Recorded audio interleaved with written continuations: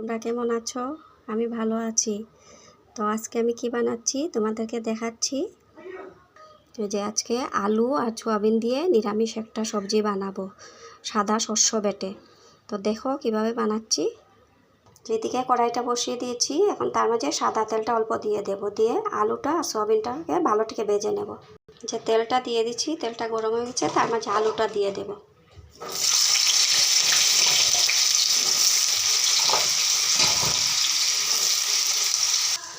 নুনটা দিয়ে দিচ্ছি, নুনটা এখন দিয়ে দেবো, হলুদটা দিয়ে দিচ্ছি, এখন নুনটা দিয়ে দিচ্ছি।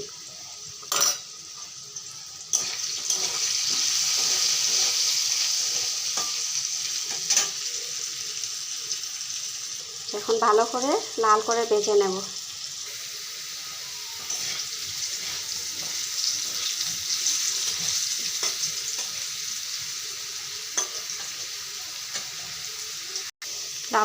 আলুগুলো ভাজা হয়ে গেছে, এখন নামিয়ে নেব।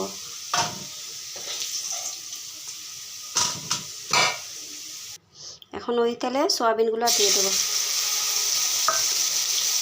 সয়াবিনটাকেও অল্প নুন আর হলুদ দিয়ে ভালো থেকে ভেজে নেব। এইদিকে অল্প সাদা শস্য, অল্প একটু আদা, 4টা কাঁচা লঙ্কা নিয়ে নিচ্ছি, এগুলোকে সবকে বেটে নেব একসাথে। সয়াবিনগুলো ভালো থেকে ভাজা হয়ে গেছে, এখন নামিয়ে নেব। মশলাটা আমি বেটে নিয়েছি। এইদিকে কড়াইয়ে আর অল্প সাদা তেল অল্প দিয়ে দিচ্ছি। তেলটাতে কালো জিরা ফোড়ন দিয়ে দিচ্ছি, আর 2টো ছোটো শুকনো লঙ্কা দিয়ে দিলাম।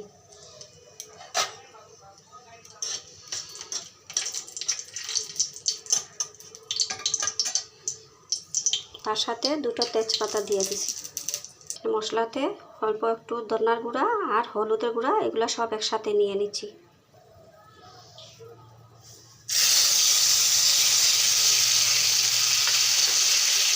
মশলাগুলো দিয়ে দিচ্ছি, এখন স্বাদ মতো নুনটা দিয়ে দেব।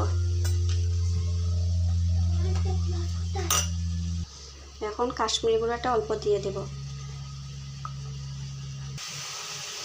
ভালো থেকে মশলা থেকে কষিয়ে নেব।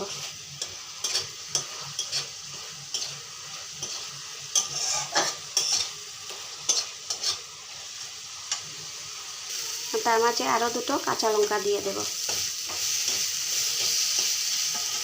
এখন সয়াবিন আর আলুটা ভাজা করে রেখেছিলাম, এটা দিয়ে দিচ্ছি।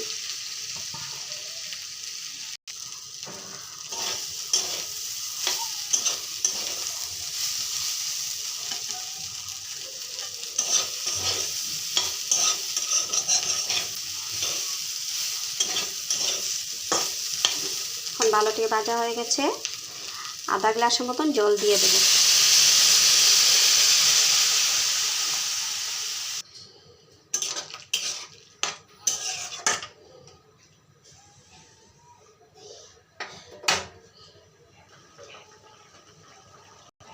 এখন গ্যাসটা কমিয়ে দিয়ে অল্প সময় ঢাকা দিয়ে রেখে দেব 5 মিনিটের মতো।